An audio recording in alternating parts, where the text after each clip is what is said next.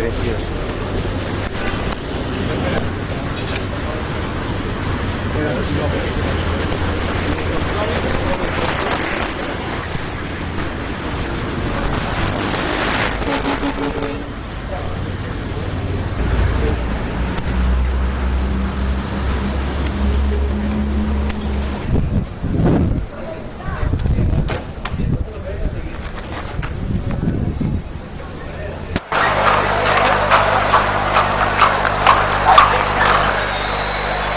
Bueno, yo espero.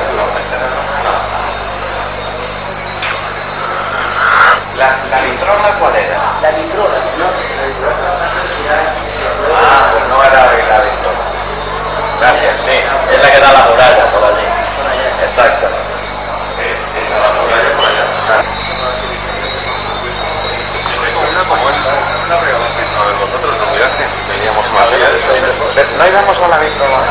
No, ¿cuál más? A lo santísimo.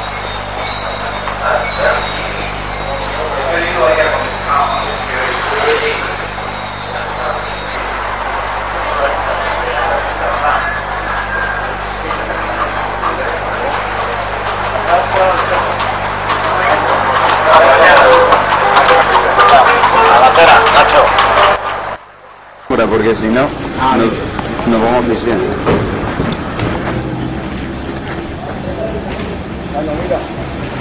No, gracias.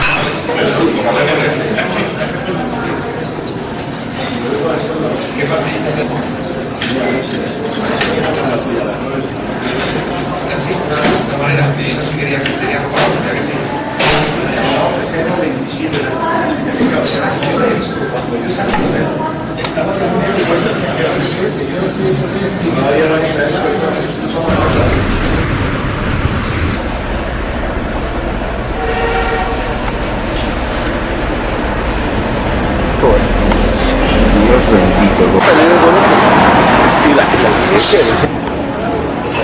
¿Dónde nos vemos? ¿Dónde nos recorren? Esto es una zona caliente. Claro, que está caliente, esto es una zona hirviente.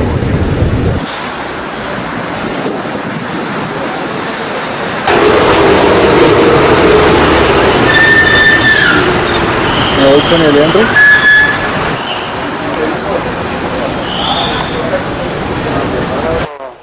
Voy a subir, pero que no han hecho el check-in. Los han pasado derechos para adentro. Sí, sin favor, ni nada. Voy a la segunda planta.